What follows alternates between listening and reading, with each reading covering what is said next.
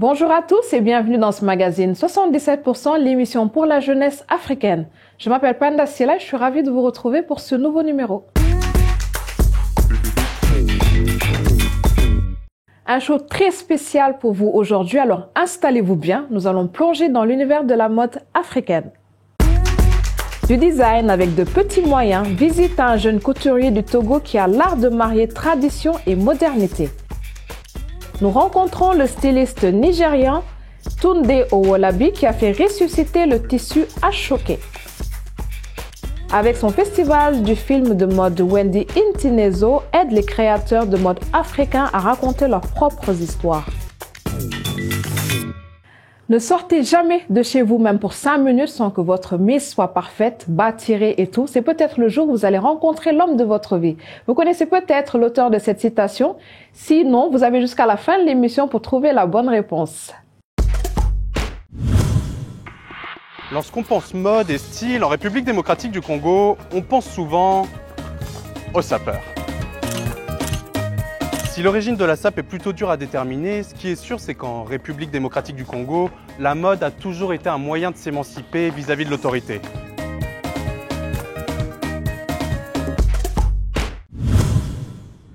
Au Mali, pour être à la mode, il faut accepter de changer d'habit au gré des tendances. Là, je suis habillé en bogolan, un tissu traditionnel qui revient à la mode, dépoussiéré par de jeunes couturiers et couturières maliens qui souhaitent revaloriser le Made in Mali. S'habiller avec des vêtements locaux coûte cher.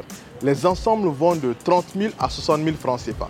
L'astuce pour avoir des habits beaucoup moins chers, notamment pour les jeunes, c'est d'acheter de la friperie, que l'on appelle yugu yugu ou encore dongaflé, qui veut dire porte-voile. Bien s'habiller au Sénégal, c'est important car cela inspire respect et admiration. Et à Dakar, être à la mode, notamment chez les jeunes, c'est être à la fois chic et tendance.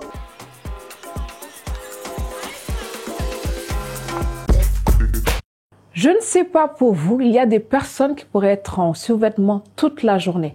Mais pour la plupart des gens, il y a clairement un code derrière ce qu'ils portent tous les jours. Il y a aussi une troisième catégorie, celle des personnes qui s'habillent d'une façon particulière pour promouvoir un courant d'idées. Si vous avez déjà croisé les sapeurs de la République démocratique du Congo, vous savez donc déjà de quoi je parle. Ces hommes et ces femmes vivent pour leur style extravagant, ce sont des artistes de performance et à l'instar de Kadi Toza, ils se considèrent comme les plus élégants d'Afrique.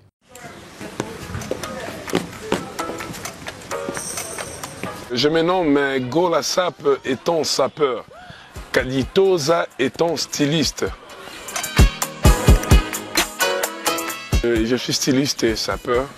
J'encadre les jeunes là-bas qui sont de couturiers pour les encadrer pour qu'ils deviennent des grands stylistes dans le monde. Et puis, je les encadre encore étant des sapeurs.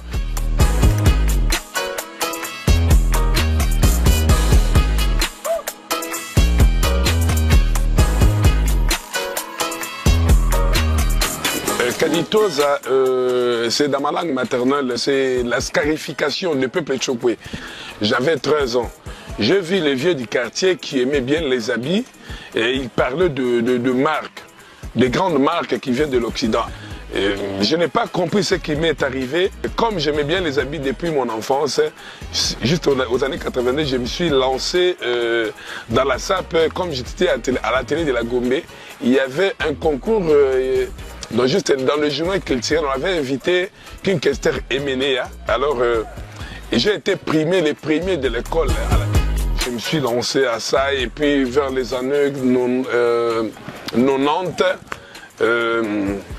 voilà, j'ai aimé à ce que je sois styliste. J'étais parti à Brazzaville pendant 3 ans et je suis revenu étant styliste, donc j'ai appris là-bas.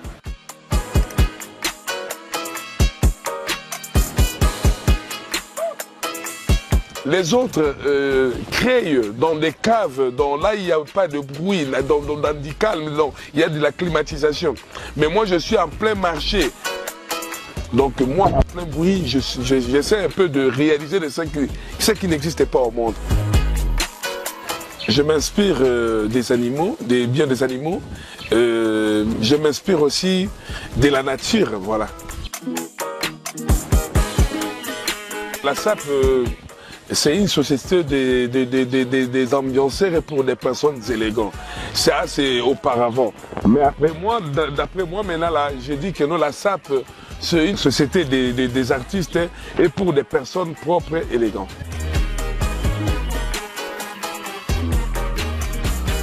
Go la SAP Caditosa. Wow, que de couleurs vives, que de créativité. Parlons justement de créativité. La scène artisanale africaine est réputée très riche, je ne vous apprends rien là. Voici l'histoire d'un jeune styliste togolais qui s'est fait connaître en combinant des techniques traditionnelles et modernes sur des tissus imprimés. Il propose des tenues originales pour le plaisir de la clientèle.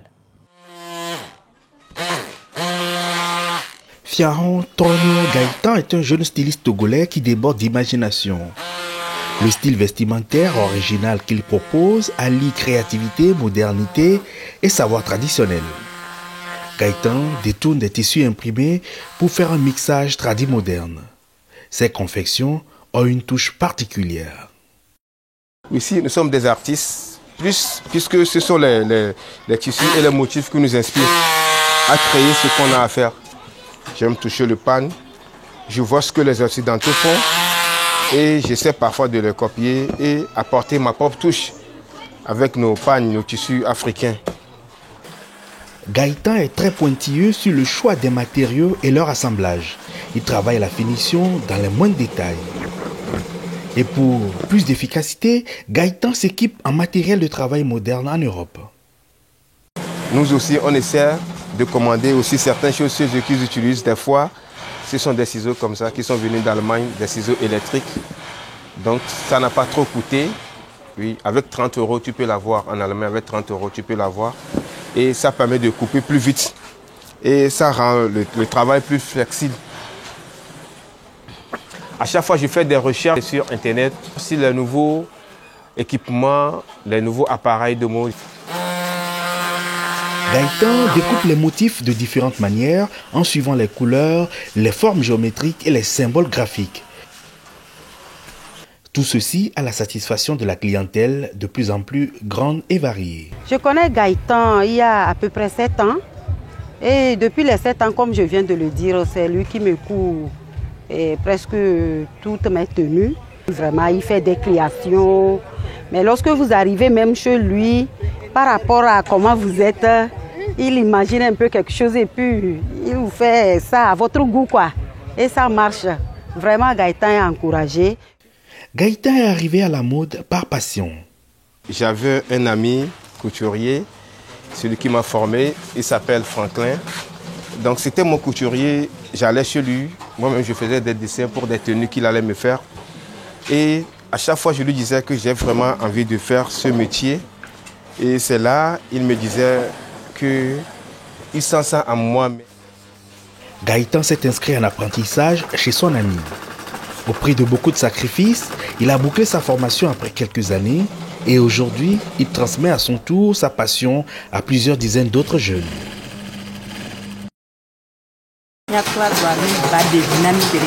On apprend beaucoup chez lui. Il nous donne des conseils sur comment faire pour réussir. On apprend beaucoup de choses chez lui. Il nous donne beaucoup de conseils pour comment faire réussir dans ce travail. Au-delà de la transmission des connaissances, Gaëtan participe à des événements de mode. Il a eu droit à des reconnaissances au Togo et dans la sous-région est-africaine. Pour un jeune styliste comme Gaëtan, ces distinctions sont sans doute une source de motivation. Il y a peut-être autour de vous des talents que vous souhaitez révéler. N'hésitez pas à nous envoyer un courriel à notre adresse habituelle. Je suis sûre que pour les couturiers, le choix du tissu compte aussi dans la réussite des tenues confectionnées. C'est pourquoi ils prennent souvent une grande partie de leur temps à sélectionner le tissu adéquat dans le but de confectionner un vêtement commandé.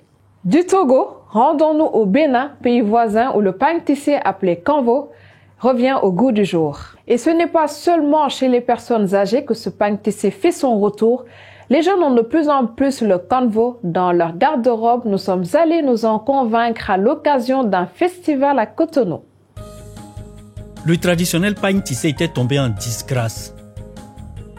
Trop lourd, trop raide, trop ringard pour les jeunes, trop cher pour la majorité. Mais un créateur béninois s'engage pour la promotion du pagne tissé au Bénin et il a reçu son pari. Le Kanvo fait son retour chez les Béninois grâce à Lolo Andoche qui a lancé le premier festival du pagne tissé à Cotonou. Nous avons pris le temps de travailler avec le pagne tissé sur toutes ses formes et améliorer la qualité au fur et à mesure avec les tisserands. Parce qu'à chaque fois que nous le fabriquons, nous faisons des tests avec les clients qui portent et qui nous donnent leur avis sur ce qu'on a fait avec le pagne tissé. Et aujourd'hui, avec les tisserands, on a pu quand même avoir des tissus coton, du pagne tissé assez raffinés, assez souple, assez léger et facile à porter. Du 100% coton, très léger et qui convient réellement au climat de l'Afrique. Et pour nous, le pagne tissé, ce n'est pas que béninois, c'est d'abord toute l'Afrique.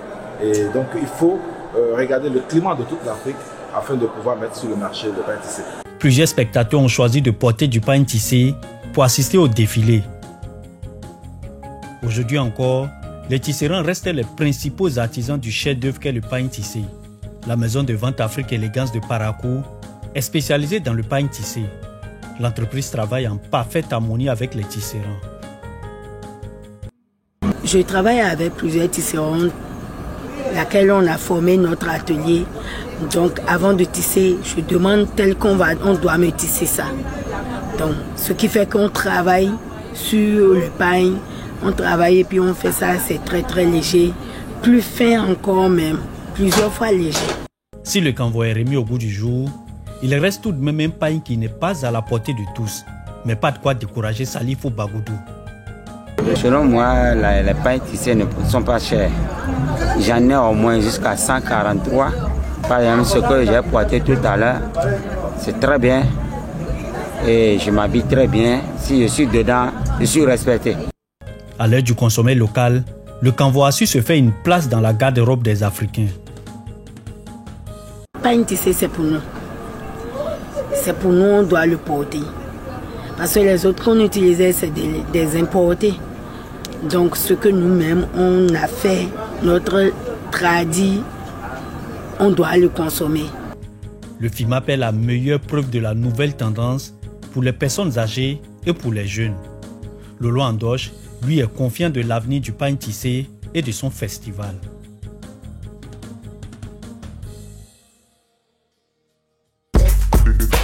C'est clair, le pagne tissé n'a pas vraiment dit son dernier mot. Tissé à la main, ce pagne se retrouve dans de nombreux pays d'Afrique avec des motifs différents, mais la technique reste la même. Tout est fait à la main et certaines communautés en ont même fait une affaire d'identité. On parle ainsi de Mandjak Close au Sénégal, Kanvo au Bénin, tissu baoulé en Côte d'Ivoire, Faso Danfani au Burkina Faso et Ashoke au Nigeria. Nous partons justement au Nigeria, à la rencontre de Tunde Owolabi, sa spécialité de redonner au pagne tissé une touche contemporaine en le transformant en basket, sac ordinaire et même sac à dos. Le terme ashoke signifie tissu du pays ou tissu du métier à tisser. Pour moi, c'est plus qu'un simple tissu que les gens regardent. C'est quelque chose qui m'a donné beaucoup d'inspiration. Quelque chose qui m'a donné beaucoup de joie de vivre par rapport à la façon dont il est fabriqué.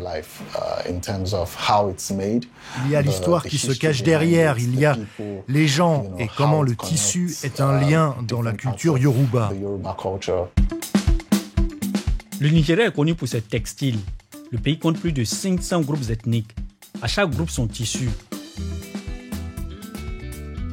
L'ashoke est un type de tissu fait à la main qui a une riche association culturelle et traditionnelle avec la tribu Yoruba qui est originaire du sud-ouest du pays. Ce tissu qui était autrefois utilisé lors des fiançailles, des mariages et des funérailles est aujourd'hui revenu à la mode et tendance.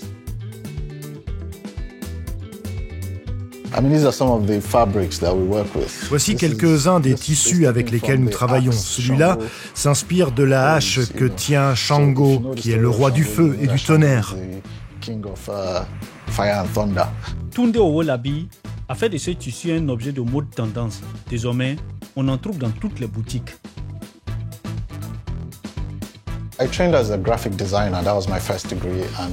J'ai suivi une formation de graphiste, c'était mon premier diplôme. J'ai aussi étudié la photographie au Royaume-Uni.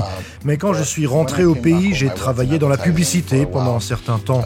J'ai toujours voulu travailler dans un espace créatif, mais je sentais que je voulais avoir plus d'impact. Je n'avais aucune idée de ce qu'était la mode. Je n'avais jamais dessiné quoi que ce soit dans ce domaine, mais je pense qu'en tant qu'artiste, en tant que designer, vous pouvez toucher à différents univers, et c'est ce que j'ai fait.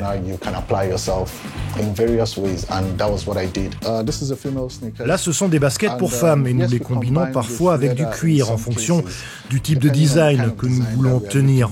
Donc ces chaussures ont été faites avec du cuir qu'on trouve ici. Il a été acheté localement au marché de Mushin. Tout est une question de confort et de style.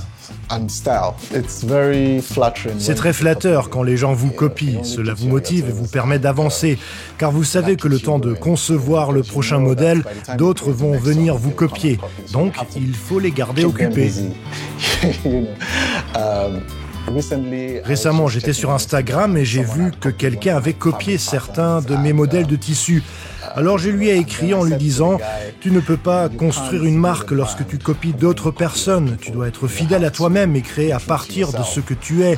Tu dois créer ton propre design en partant de ce que te dit ton cœur. C'est ce qui fait que c'est toi. Si tu es fidèle à ta marque et à ton art, tu trouveras toujours de l'inspiration, même dans les situations les plus étranges. Chaque fois que tu crées quelque chose, cela devient un chef-d'œuvre et à nouveau, d'autres vont le copier. » Je pense que c'est ce qui m'a permis de continuer, de savoir aussi que ce que je fais a une histoire, que je ne l'ai pas appris par hasard. Je suis venu en tant qu'artiste, en faisant des recherches sur le tissu, en connaissant le tissu et en apprenant comment il fonctionne. Je me suis assis avec les tisserands pour savoir ce qui est possible et ce qui ne l'est pas. Cela m'a aidé au fil du temps et a influencé ma façon de concevoir. Toujours sensible à son environnement et l'air du temps, Tunde Owolabi a décidé de s'adapter. Il a ainsi conçu le sac ethnique, sa toute dernière nouveauté. Ok, donc vous avez le modèle pour le tissu, c'est le sac complet. Et vous avez celui-là pour le cuir par-dessus. Très bien, voilà. Découpez celui-ci. Nous pouvons raconter nos histoires en utilisant ce tissu. Nous expérimentons beaucoup avec. Il faut aussi voir avec quoi nous allons le combiner. Pour certaines choses, il faut le doubler, mais pas pour d'autres. Parfois, on coud le tissu directement sur le cuir. Donc, encore une fois, cela dépend du type de sac. Ce sac ici n'est pas aussi rigide parce que c'est un sac à dos. Il faut pouvoir y mettre beaucoup de choses. C'est très bien pour voyager. Là, c'est un porte-document. La forme du sac et sa fonctionnalité changent. Je voulais en faire plus avec la culture et célébrer notre culture. Si les Japonais peuvent présenter le kimono et la façon dont il est fabriqué, pourquoi ne pas faire la même chose? Pourquoi ne pas célébrer ce que nous avons? Comment peut-on l'intégrer dans notre culture? Comment peut-on le rendre intéressant pour la génération Z ou Y en changeant le regard qu'ils portent sur ce tissu? Avec l'essor des marques innovantes au Nigeria, des créateurs comme Tunde Owolabi participent à préserver leur culture et à enrichir l'histoire africaine de demain.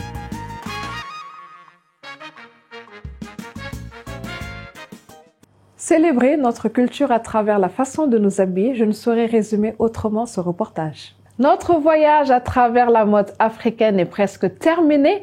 Jusqu'ici, nous avons regardé des histoires très belles et motivantes, mais il me manque un aspect. Comment fait-on pour encourager et faire connaître tout ce génie? Bien sûr, cette émission 77% qui se veut la tribune des jeunes créateurs. En Afrique du Sud, par exemple, il y a une personne dont l'initiative mérite d'être soulignée.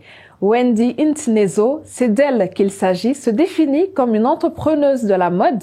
La fondatrice du Festival sud-africain du film de mode et du magazine Imprimé, elle aide les créateurs de mode africains à raconter au monde leurs propres histoires. Les créateurs africains sont capables d'affronter la concurrence internationale et de raconter leur propre histoire. Il est important que nos créateurs racontent leur histoire avec leurs mots et de la manière dont ils veulent être perçus. Wendy Ntinezo, créatrice, pense que la mode peut être utilisée pour raconter des choses intéressantes et créer un espace d'expression personnelle. Le style africain est intimement lié à l'histoire, à la tradition, à la couleur et au design. Grâce à son travail dans le domaine des films de mode, de la photographie et de son festival du film, Wendy aide l'Afrique à partager des récits à travers son peuple et ce que les gens choisissent de porter. Les vidéos musicales constituent un genre à part entière, tout comme les films de mode. Les films de mode peuvent être diffusés à la télévision comme une petite narration ou sur les réseaux sociaux.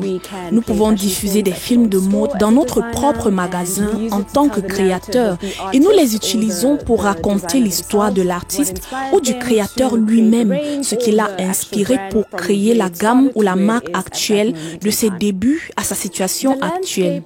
Le paysage des films de mode en Afrique et en Afrique du Sud n'est pas très riche. En ce moment, nous sommes en train d'éduquer beaucoup de gens sur les films de mode. Les gens ne savent pas ce qu'est un film de mode et je pense qu'il y a encore beaucoup de travail que nous devons faire en tant que continent et en tant que pays. Je veux contribuer à la réalisation de ce genre de film, car ma mission est de faire avancer les choses et les créateurs africains. L'histoire africaine est ce qui fait de vous ce que vous êtes en tant qu'Africain. Et ce que nous essayons de faire, c'est de la faire connaître au monde entier. J'ai toujours été passionnée par les vêtements et par l'histoire, et combiner le cinéma et la mode m'a semblé logique.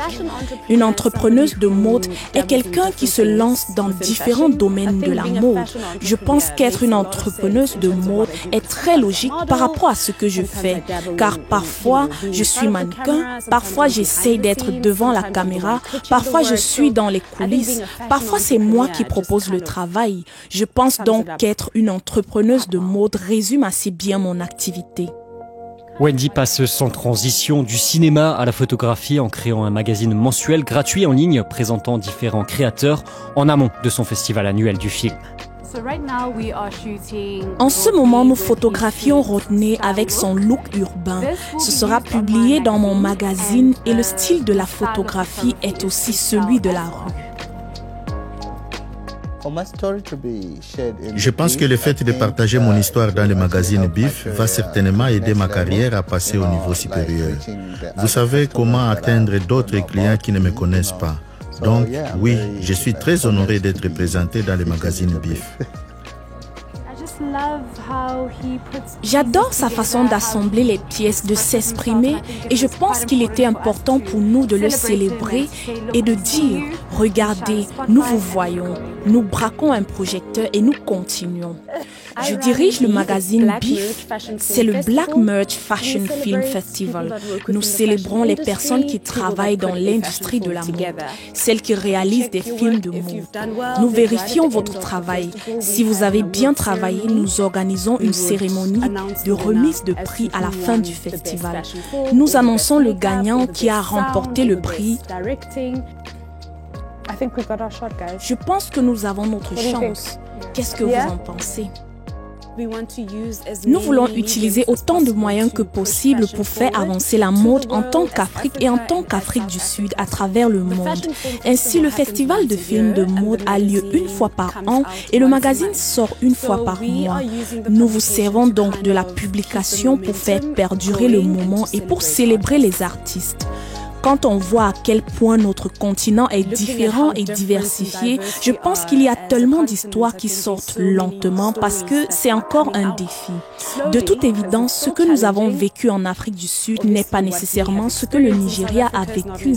Il est donc très important que nous exposions ce que font les créateurs africains à l'heure actuelle. Vous savez, dans 10 ans, nous regarderons en arrière et nous dirons « Waouh, voilà d'où nous venons et voici où nous sommes ». Donc, j'appelle ça documenter l'histoire où nous documentons l'histoire pour les archives. J'adore ça. Cool. On peut y aller. Quoi de plus fort pour se quitter? Le message de Wendy Ntinezo me fait penser à notre responsabilité vis-à-vis de l'histoire. L'histoire africaine doit respirer dans tous les domaines, surtout à travers la création et la mode. Nous avions commencé avec une citation d'une icône mondiale de la mode. Ne sortez jamais de chez vous, même pour 5 minutes, sans que votre mise soit parfaite, bas tirée et tout. C'est peut-être le jour où vous allez rencontrer l'homme de votre vie. C'est une citation de Coco Chanel. Aviez-vous trouvé la bonne réponse? Alors bravo. Eh bien, c'est tout pour aujourd'hui. Faites-nous savoir ce que vous avez pensé des sujets que nous avons abordés. Vous pouvez aussi nous envoyer un courriel à nouslesjeunes@dw.com ou nous contacter via les réseaux sociaux. Et comme toujours, nous vous laissons sur une sélection musicale. Mon choix porte aujourd'hui sur Femme africaine de Raphaël Santrinos. Prenez soin de vous et au revoir. Qu'elles soient camerounaises ou ivoiriennes, burkinabé ou béninoises, elles sont jolies. Les femmes africaines sont jolies. Quand tu les aimes, c'est toujours à la folie. Les femmes africaines sont jolies. Qu'elles soient togolaises ou maliennes, sénégalaises ou congolaises, elles sont jolies. Ma femme africaine.